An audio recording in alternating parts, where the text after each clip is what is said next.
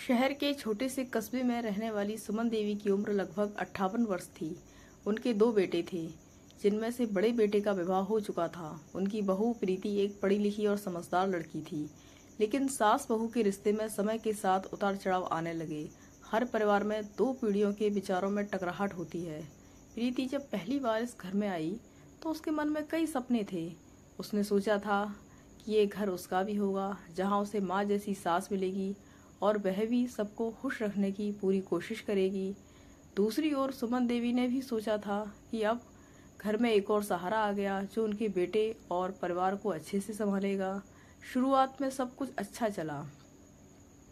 प्रीति हर काम में हाथ बटाती, सास की पसंद का खाना बनाती और उनके हर आदेश का पालन करने की कोशिश करती। लेकिन धीरे धीरे सास और बहू के बीच छोटी छोटी बातों पर मतभेद होने लगे।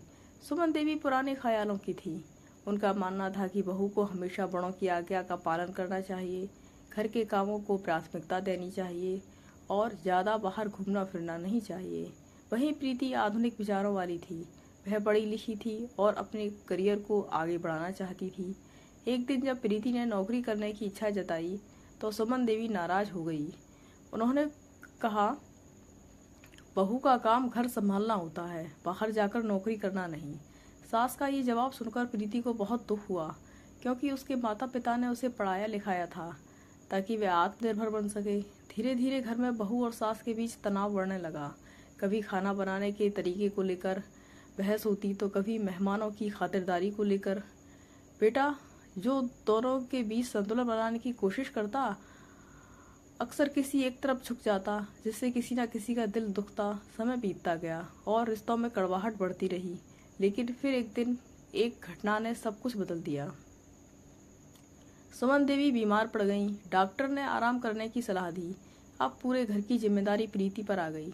उसने बिना किसी शिकायत के सास की देखभाल की, उनके खाने पीने से लेकर दवा तक का पूरा ध्यान रखा। यह देखकर सुमन देवी का दिल पिघलने लगा। उन्हें एहसास हुआ कि बहू केवल घर की जिम्मेदारी से भागना नहीं चाहती थी, बल्कि वह अपने सपनों को भी पूरा करना चाहती थी।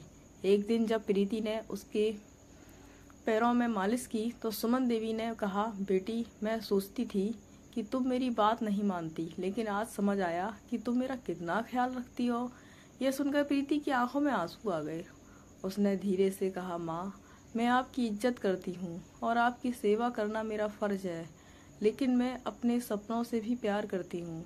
समझदारी और प्यार से बदला रिश्ता।